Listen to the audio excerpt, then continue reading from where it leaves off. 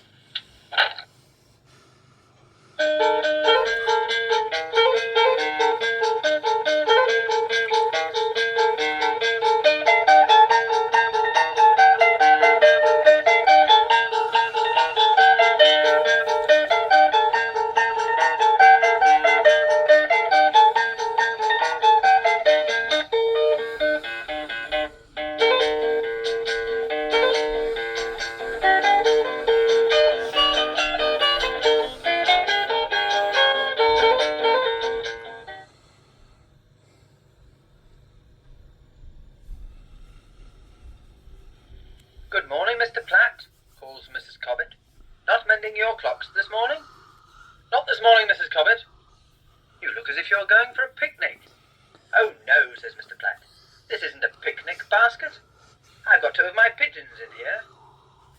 Pigeons, Mr. Platt? Yes, listen.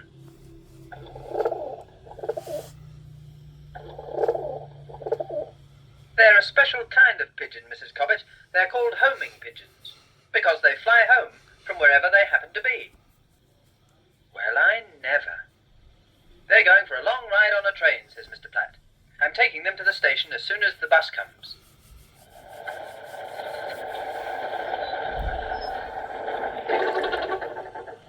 Here's Chippy Minton and his son Nibs.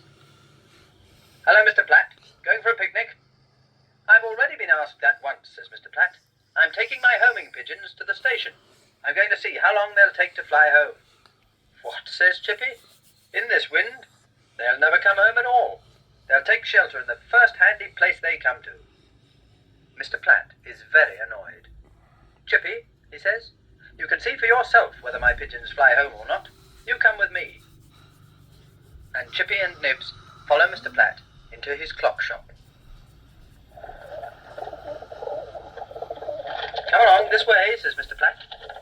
Here they are. Hello, my beauty. Now, Chippy, you can choose any pigeon you like to take home with you. Then you can release it tomorrow morning. It'll come straight back here. You'll see.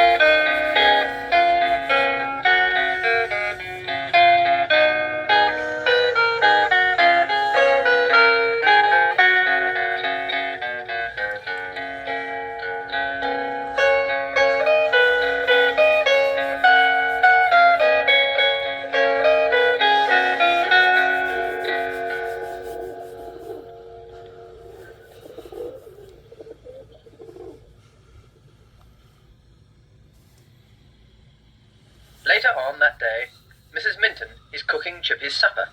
He's due back at any moment.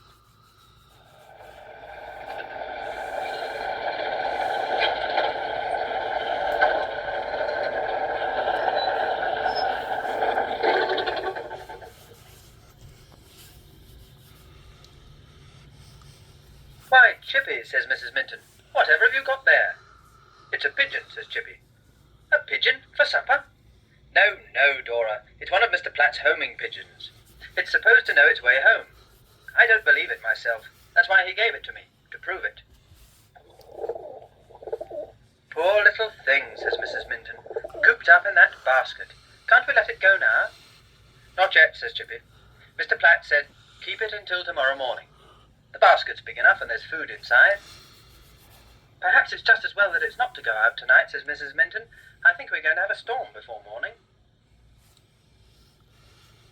Next morning, after a very stormy night, Mrs. Cobbett is getting her flower basket ready to take to the market square.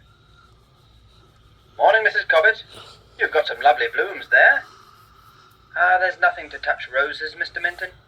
Although I'm very fond of violets. Well, I like them both, really.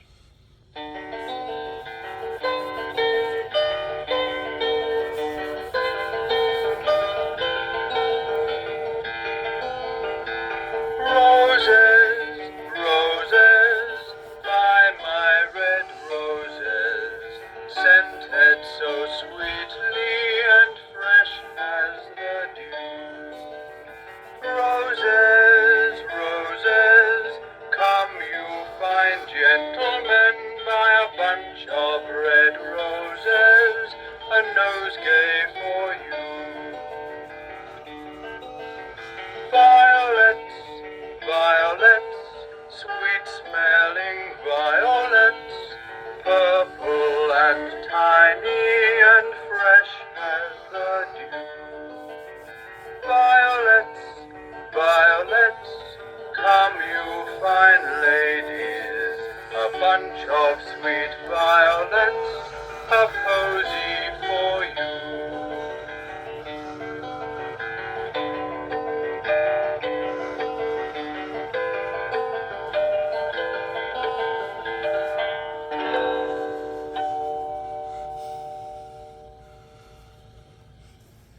Oh my goodness, look at that.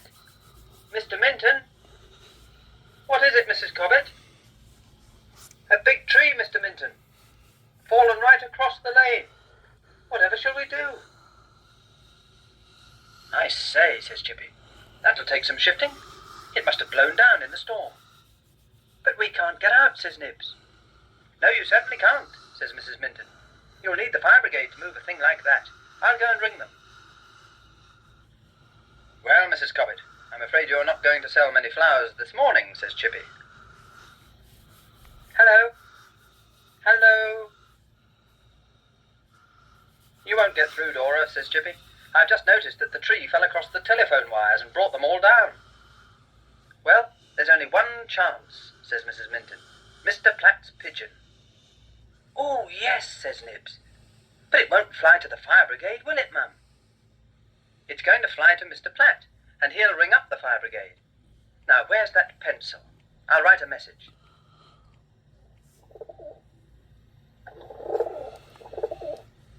Oh, look, says Nibs. It's got a ring on its leg, and a little tube to put the message in. Hold him steady, says Mrs. Minton. In it goes. There. Now, off you go.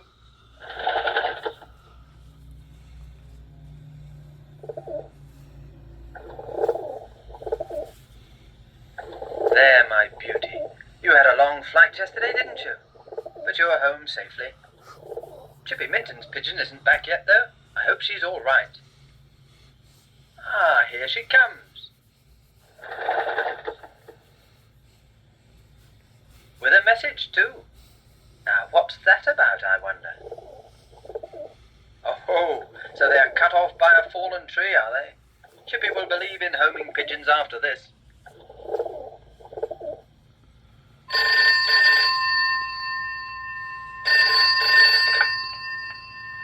Trumpton Fire Station. Captain Flack here. Ah, yes, Mr. Platt. A message from Chippy Minton. How? By pigeon post? Whatever next? Trier Cross Road? Yes, we'll be there right away. Right away.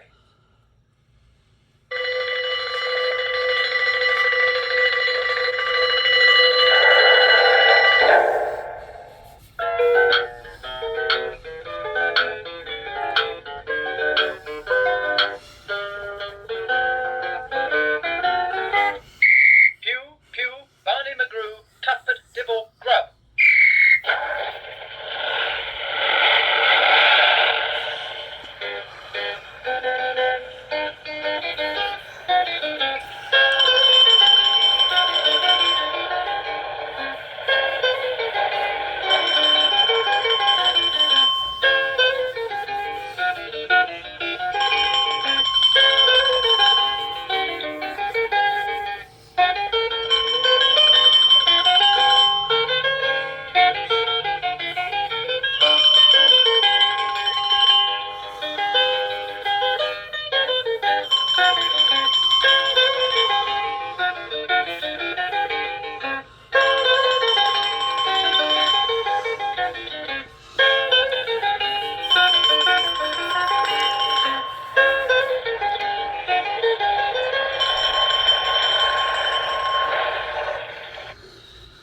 Elevate.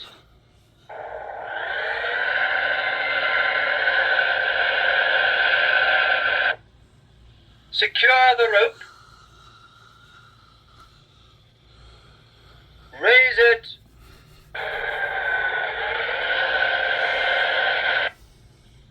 Drive off.